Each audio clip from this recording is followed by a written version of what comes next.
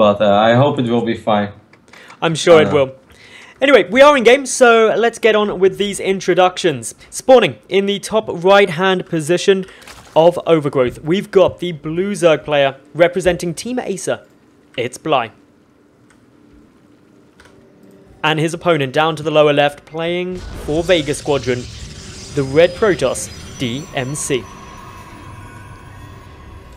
Now, DmC is a very interesting player in your tournament medals, just because I haven't really seen him very often in the past, and he's actually probably the only StarCraft 2 player in the world that doesn't have a Wikipedia page, which really makes us wonder, like, how was he able to qualify? It kind of came out of nowhere. He really did. Now, he was one of the two people who got through the open qualifiers. Actually, both of these two did come through there. Two people came through.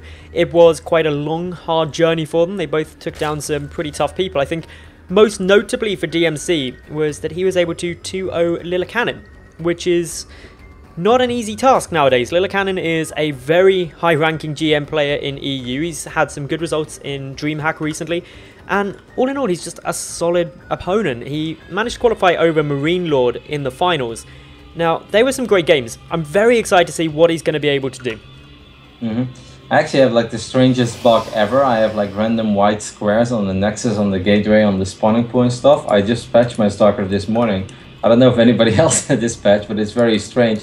I have been worried about the state of my PC for a while, which is why I don't stream, but you know, besides that, everything seems to be fine, so I guess I can deal with it. But yes, I did take a look at his run through the qualifier, and indeed, especially the last two rounds, the rounds before, like you said, all high master GM players, so nothing is ever easy to qualify for a tournament like this, but especially taking Marine Lord out in the final, a player that has been posting some results, that is impressive, and I'm happy to see him, because we didn't really have a whole lot of protos in this tournament. Well, he's opening up pretty standard at the moment. He went for a gate into a Nexus, just grabbing up that gas now, so playing it very economically focused. Meanwhile, Bly, he went for the spawning pool first. His first couple of lings just popping on out now with his natural base also on its way. So neither of these two doing anything too crazy yet, and that's probably a wise move just based on the fact it's a best of three. I doubt that Bly will be too aware of DmC for the reasons we said. He's relatively unknown. So do you think this cautious approach is going to pay off well for Bly? I mean, he's making 6 links, which is nothing to go too crazy over. I don't want to start screaming at the top of my lungs just yet, but 6 links is a few more than you see Zerg players normally make, especially if they go, you know, double hedge right behind it. It kind of makes me wonder if he's nervous about something crazy, if he knows something about DmC that we don't know, because he is still playing without an extractor. Perhaps that's why, because he knows that he's not going to have speed for the longest amount of time. So he wants to make sure there will be no probes hidden on the map, because if they are, it's going to be hard for him to find it with those slow Zerglings. Well, just coming in now with these lings, one probe is not going to last very long down on the natural base, so First Blood is going to go down for Bly. He's also managed to get into the main base, and there isn't actually anything to defend here. DmC only just with one Zealot out. He's getting a Stalker, which should be able to fend most of this off. But his Mothership core has been slightly delayed, obviously due to him getting that gas slightly later than you otherwise often see. Yeah, that's fine. Losing a probe is annoying, but not the end of the world. It will be nice for Bly, because now he knows, like, alright, I didn't make all my links for nothing. I'm pretty sure that he's going to scatter his links around the map in the immediate future, because he has a pretty good idea that there is nothing out on the map, but there could have been a probe hidden all along, which, you know, would have been a pretty big investment for DmC to send something out that early and try to keep it hidden that well. But hey, if you want to put on some 4 or 5 gateway pressure against the gasless opening of a Zerg, it would pay off for you. So if I was Bly, I would really check every single corner of this map, because if there is a pylon going up, he's going to have a very, very hard time defending it with the late Zergling speed or Roach Warren that he's going to have. Now, you mentioned checking around the map. It's something that Bly isn't massively doing at the moment. He has brought an Overlord just to the side of this gold base just to check some common proxy locations. But the majority of his lings, actually 4 of the 5 of them, just waiting around this 3rd base, looking to see if there's any move out. He's very limited in vision overall. Just 1 Overlord at the natural, 1 at the main ready to suicide in, but lacking any kind of information at the moment. Yeah, but he's fine, as we know. Something he doesn't know, but we do know for sure that there is nothing out on the map. There are 2 more gateways going down for DmC, but there was also a very early forge where he's researching +1, so it's unlikely that he's going to go too crazy. And perhaps he's actually just taking a passive 3-base Protoss approach to this, and he's going to follow it up with a Twilight Council and a robotics facility, which is a very solid way to play PvZ, but it's also a way that you know, in general, you need a lot of confidence for, because you will be in the dark for a while. You need to be very active with hallucination scouting and stuff. This is the first time ever I cast DmC personally, but you know, so far he's making a very solid impression because he's playing this without fear. Even though he hasn't really done anything right yet, he's playing with confidence. So for the moment, Bly only just getting information about this third, and this is going to give him a lot of relief. Seeing this third base come down, you can be incredibly confident that you're not going to get killed by anything in the immediate future. But if we look at the production tab for Bly, he's just made a huge wave of drones. But note he's also got Burrow coming down, his Rotoron finished. What do you reckon he's got planned here? I like the fact that he's getting Burrow Madals. I like it because sometimes what Protoss players do is they pretend like they want to go 3 base, very economic Twilight Robo, but then actually they just make a big 8-gate attack on you. And if they do that, it's going to be very hard to deal with in general, because often the response from a Zerg player is to just drone up, drone up, drone up. Then suddenly you have 8 gateways knocking on your front door, and this Protoss player actually stopped probing at 48. So I think it's very smart to get Burrow, because it's one of those things, you'd rather be safe than sorry. If he would 8-gate him, then he can keep his roaches alive forever, because there won't be any form of detection. So I think it's very smart. It's a minor investment, but it will keep him safe. We know that there is actually a Twilight on the Robo going down, so it wasn't mandatory, but I still like it. The reason why he was still droning up is, of course, because his guesses were so late that even when he saw that third base go down, even if he wanted to do something about it, he couldn't immediately because he didn't have circling speed yet, or, you know, roaches for that matter. Now, DmC just got the first little bit of scouting information down for himself. He sent a hallucinated Phoenix over, just saw the third, saw the Rotoron coming down, not much else other than that.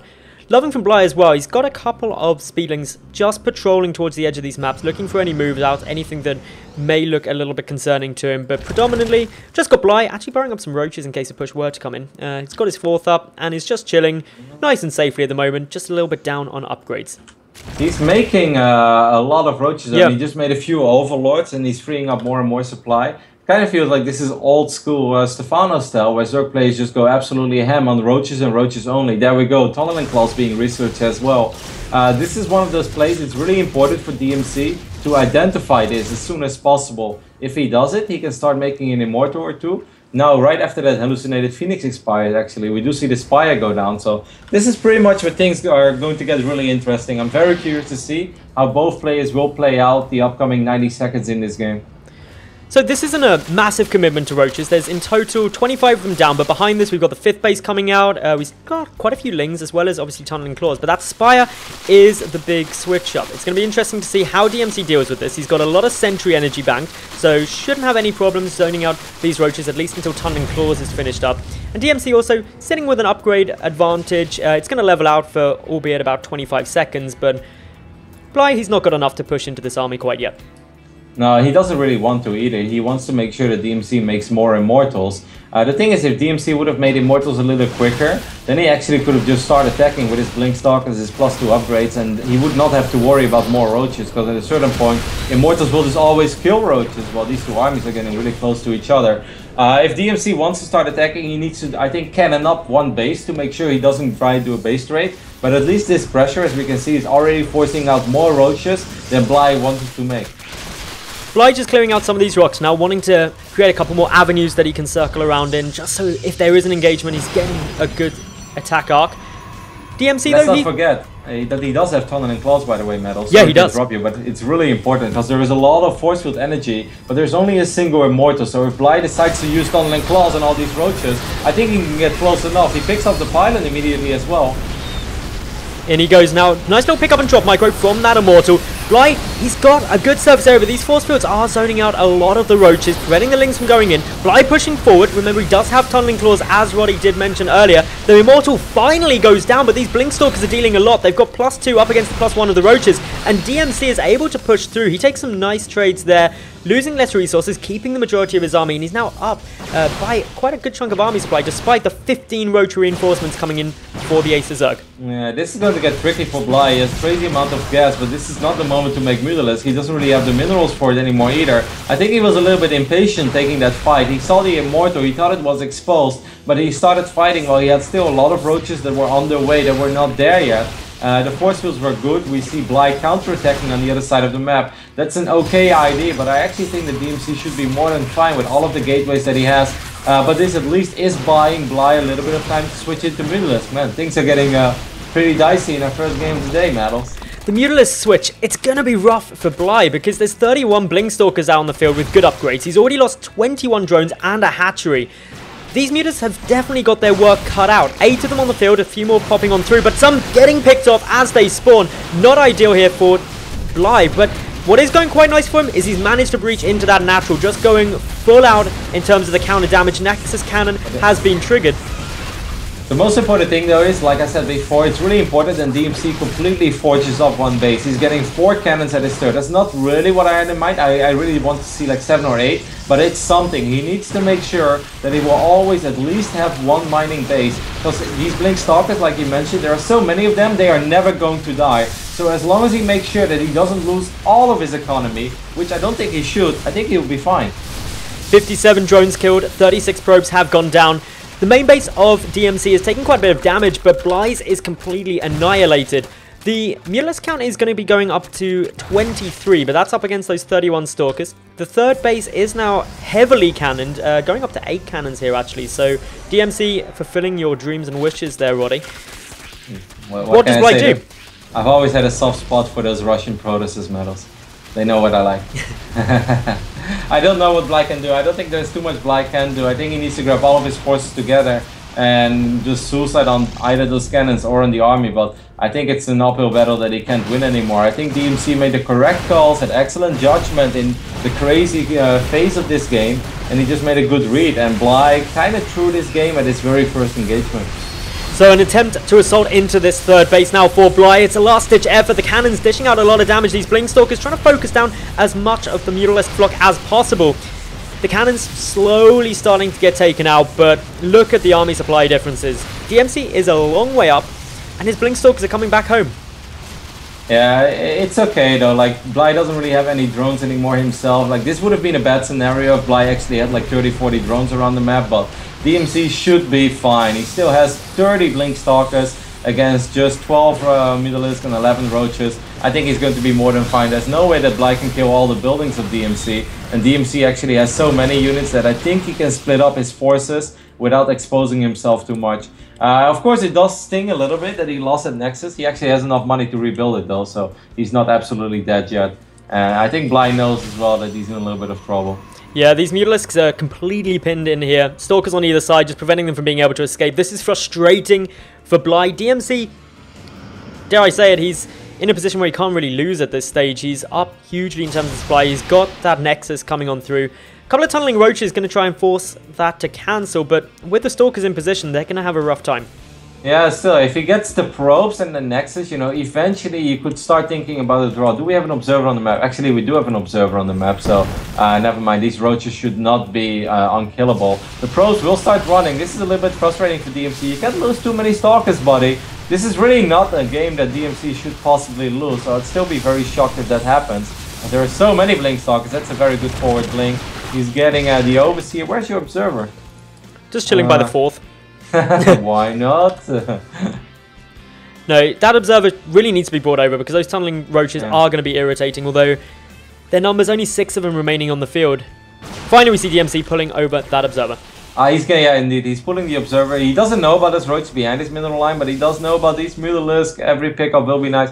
Bly is kind of outmining his Russian Protoss buddy, though.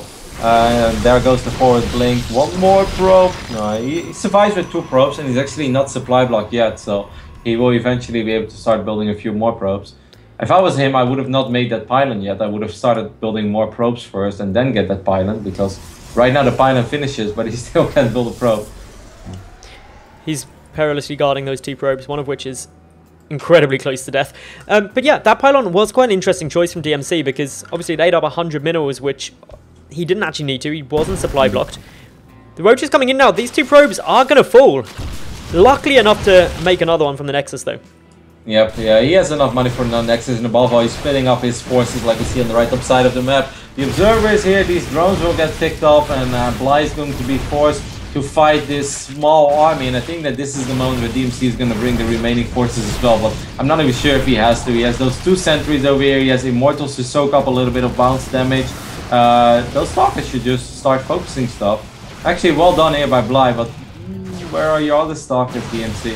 And the bring him stalker over count really is dwindling. It's only at 18, but still, 18 Blink Stalkers against 7 Realists should be more than enough for game number 1.